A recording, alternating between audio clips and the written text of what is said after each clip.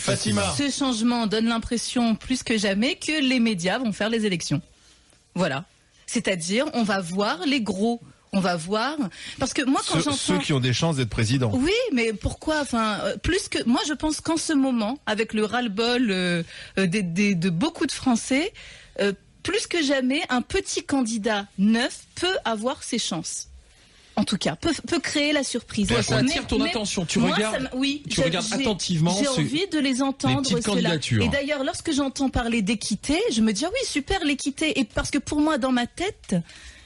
Pour moi, l'équité serait de donner plus de temps de parole aux nouveaux pour justement les entendre, savoir ce qu'ils proposent, alors que les autres, on les connaît déjà plus ou moins. Et c'est l'inverse. Là, on veut donner plus de temps de parole encore à ceux qu'on connaît déjà pour donner l'impression que le choix a déjà été... Ils ont sans doute des programmes. Non mais quand même les petits candidats, c'est ça le problème quoi. L'interrogation justement. Mais arrête, j'en ai déjà vu à ce micro, ils avaient même pas de programme quoi. Alexandre Jardin, ils avaient même pas de programme.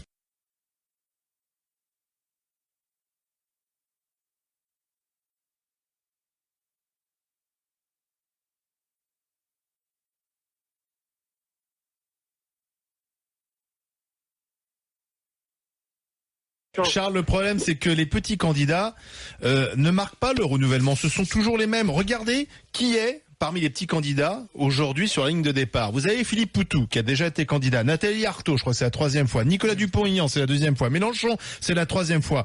Donc finalement, les petits candidats ne marquent pas le renouvellement. Ce sont toujours les mêmes.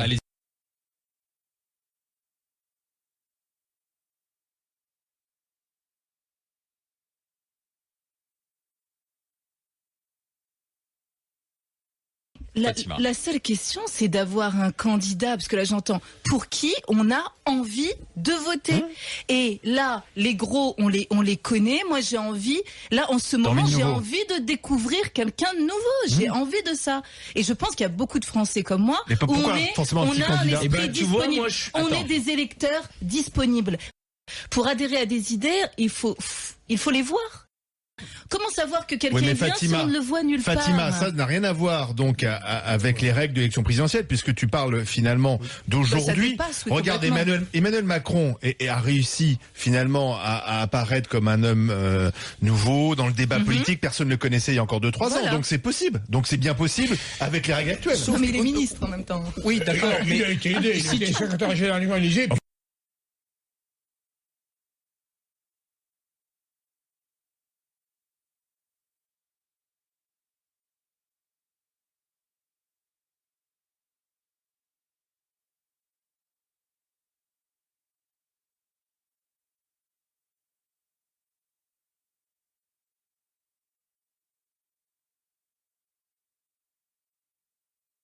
Je vais vous donner l'exemple avec les enfants.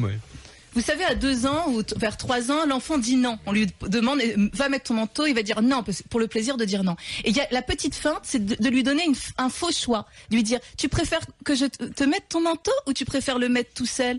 Et comme ça, il dit, je le mets tout seul ou tu me le mets. Le résultat est le même, il a mis son manteau.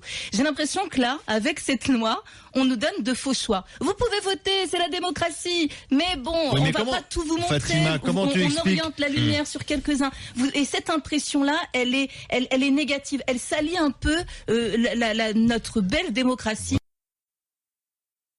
Peut-être que les médias, effectivement, devraient faire leur autocritique et penser à inviter d'autres, pas toujours les mêmes. Oui, c'est une question fondamentale. Mais pourquoi imposer des règles? Pourquoi ne pas faire finalement confiance? Vous ne faites pas spontanément, pardon. Je crois pas, parce que alors, vraiment, sincèrement, alors on peut reprocher tout aux grandes gueules, mais les grandes gueules, on essaie de donner la parole à tout le monde.